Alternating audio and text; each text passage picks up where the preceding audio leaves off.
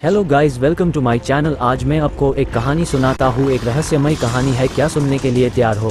तो चलो दोस्तों। कहानी देव चित्रकला की रहस्यमय दास्तान। एक छोटे शहर में, जहाँ हर कोने में इतना सारा इतिहास और राज छुपा था, वहाँ एक पुरानी हवेली थी जिसे सब रहस्यों की हवेली कहते थे। इस हवेली में एक अनोखी चीज़ थी, एक खूबसूरत चित्रकला का पहाड़ जिसे द एनिग्मेटिक पेंटिंग कहा जाता था। इस पेंटिंग की कहानी पुरानी थी। कहा जाता है कि ये पेंटिंग एक प्राचीन राजा की राजकुमारी के रूप में बनी थी, लेकिन उसके पीछे छुपा राज किसी को भी पता नहीं था। लेकिन एक रात ये पेंटिंग चोरी हो गई। हवेली के मालिक मिस्टर कपूर, चिंतित भी और एक विदेशी डिटेक्टिव एम्स जोन्स को बुलाया। एम्स जोन्स ने अपने असिस्टेंट रोहन को भी साथ लिया। एम्स जोन्स ने सबसे पहले हवेली में तहकीकात शुरू की। उसने हर एक कमरे को ध्यान से देखा, लेकिन कोई क्लू नहीं मिला। फिर उसने हवेली के स्टाफ से बात की, पर किसी ने भी कुछ देखा या सुना नहीं था।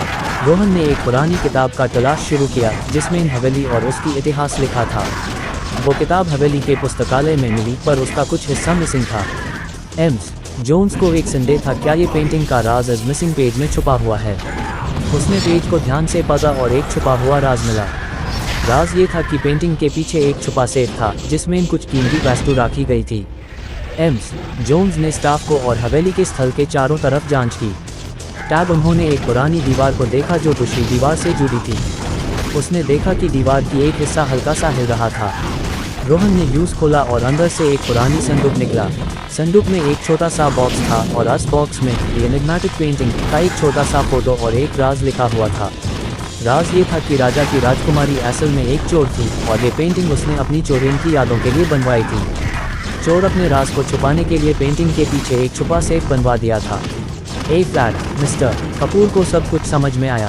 पेंटिंग चोरी नहीं हुई थी, बल्कि वो हमेशा से हवेली के अंदर थी, बस छुपा हुआ था।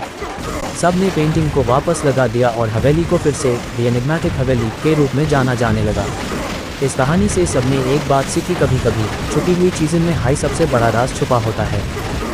चलो दोस्तों, मैं आपको एक और कहानी सुनाता हूँ, खोया शहर की कहानी। एक समय की बात है, एक पुरानी नगरी थी जिसे the city of eternal light कहते थे। ये शहर समय के साथ खो गया था और उसका कोई पता नहीं था, लेकिन एक पुरानी किताब में इसकी दास्तान लिखी थी। किताब के मुताबिक ये शहर 12 रेटनॉन से भरा हुआ था, जो इसकी शक्ति और प्रखरता का प्रतीक था। इन रेटनॉन की शक्ति से ये शहर कभी नहीं दबता था। एक दिन एक दृष्टिवान ऋषि वेदन इस शहर को ढूंढने के लिए अपने सफर पर निकला। उसने सुना था कि ये शहर बहुत दूर के जंगलों में बसा हुआ है। उसने अपने साथी, एक तपस्वी और एक योद्धा को भी साथ ले लिया। उन्होंने लंबी यात्रा शुरू की, जंगल के अंदर, पहाड़ों के ऊपर और गहराइयों में। हर मुश्किल को पार करने के बाद एक प्रकाश की ज्योति उन्हें एक गुफा में ले आई, जहाँ एक प्राचीन शहर था। शहर में अंधेरा था, लेकिन ज्योति के प्रकाश में वे देखते हैं कि शहर एक अंतरिक्ष की तरह चमक रहा है। ये ज्योति एक प्राचीन रात से निकल रही थी जो एक मंदिर के ऑल्टर पर था। ऋषि वेदन को समझ में आया कि ये वही रैट है जो उन्होंने ढूंढा था, द इटर्नल ज्वेल। पर इस खुशी के समय में एक भयानक आवाज़ आई, एक भूत के रूप में एक शक्तिशाली राक्षस जल्लक, जो शहर को हमेशा के लिए बर्बाद करने का इरादा रखता था। उसने योद्धा को बंद कर किया और चला गया, ऋषि वेदन और तपस्वी को छोड़कर। ऋषि वेदन और तपस्वी ने शहर को बचाने का फैसला किया। उन्होंने एक साजिश बुनाई, वे शहर को एक प्राचीन मंत्र से सुरक्षित करेंगे जिससे जल्लक की शक्ति कमज़ोर हो जाएगी। लेकिन मंत्र को लागू करने के लिए वे 3 प्रमुख भूमिकाओं का अनुमान लगा रहे थे। पहली भूमिका थी एक सुंदर राजकुमारी की जो जल्लक के प्यार में थी। दूसरी भूमिका एक वीर योद्धा की थी जो जल्लक से टक्कर लेना जानता था। तीसरी भूमिका एक ज्ञानी महर्षि की थी जो मंत्र का ज्ञान रखता था। उन्होंने ये तीनों को ढूंढने के लिए शहर में तहकीकात शुरू की। राजकुमारी, जिसका नाम दिया था, एक खूबसूरत हवेली में रहती थी जहाँ जल्लक उसे बंद कर रखा था। योद्धा, जिसका नाम वीर था, एक प्राचीन योद्धा मंदिर में तपस्या में था।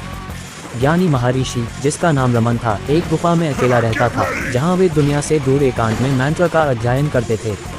ऋषि वेदन और तपस्वी ने राजकुमारी दिया को छुड़ाने का योजना बनाई। वे राजकुमारी को जल्लक के वश से मुक्त करना चाहते थे। वीर योद्धा को उनकी मदद करने के लिए प्रस्तुत किया गया था और ज्ञानी महर्षि को मंत्र का ज्ञान बांटने के लिए उनके पास भेजा गया था। धीरे धीरे वे तीनों ने अपने मकसद में सफलता प्राप्त की। राजकुमारी दिया ने अपने प्यार से जल्लक को रूलर दिया और उससे मुक्त कर दिया। वीर योद्धा ने अपने वीरता से जल्लक से टक्कर ली और उससे हरा दिया।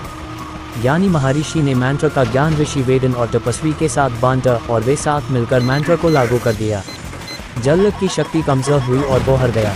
शहर को बचाने के लिए वे तीनों ने मिलकर एक साथी के रूप में काम किया और शहर को पुनर्जीवित किया। इस दास्तान से हमें ये सीख मिलती है कि साथी को साथ मिलाकर मुश्किलों का सामना करना चाहिए और अच्छाई को हमेशा जीतना चाहिए।